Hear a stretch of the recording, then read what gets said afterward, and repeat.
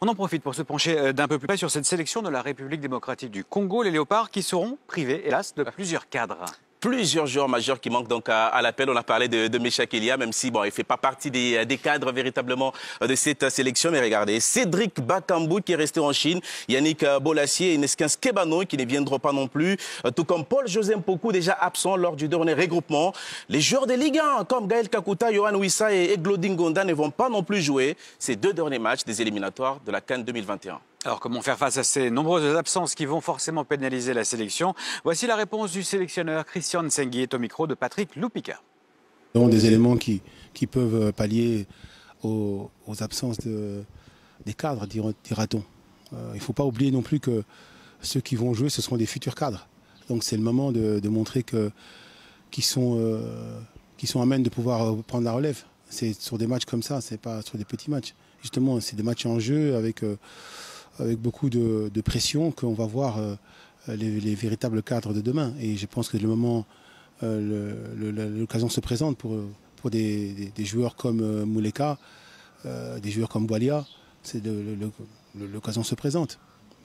L'idée est de s'appuyer sur un collectif qui a travaillé lors de cette phase finale du CHAN. Moi, en tant que directeur technique, je regarde chaque sélection, que ce soit les U20 ou les U23 à l'époque et au CHAN. Donc il y a eu des joueurs qui étaient très très bons.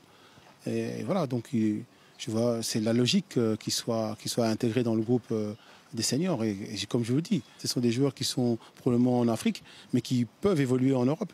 Donc ce n'est pas le fait qu'ils jouent en Afrique qui soit amoindri. Dans quel état d'esprit vous vous retrouvez en ce moment? Dans un état d'esprit dans lequel on se retrouve comme à la veille d'une finale. Et comme on dit toujours, une finale, ça ne se joue pas, il faut la gagner. On a notre sort entre nos mains, comme les deux équipes qui sont au-dessus de nous. Ils savent très bien que pour chacun d'entre nous, l'erreur est interdite. Donc on n'a pas droit à l'erreur. On va travailler, on est déjà prêt, plus ou moins prêt, du moins mentalement, à pouvoir aborder donc ces deux matchs. Il faut être aussi réaliste. Bon, en face de nous, nous avons une équipe qui va jouer sa qualification en un match. Donc voilà, il y a les réalités qui sont là. Il faudra tirer de ce match quelque chose de positif. En tout cas, il faudra le faire. Est-ce que ça vous revient en tête, ces plans anti-Aubameyang? On va jouer bien en tenant compte de ses qualités, c'est sûr. Mais si vous vous cantonnez sur Aubameyang, il y a d'autres joueurs qui jouent aussi à côté qui sont aussi bons.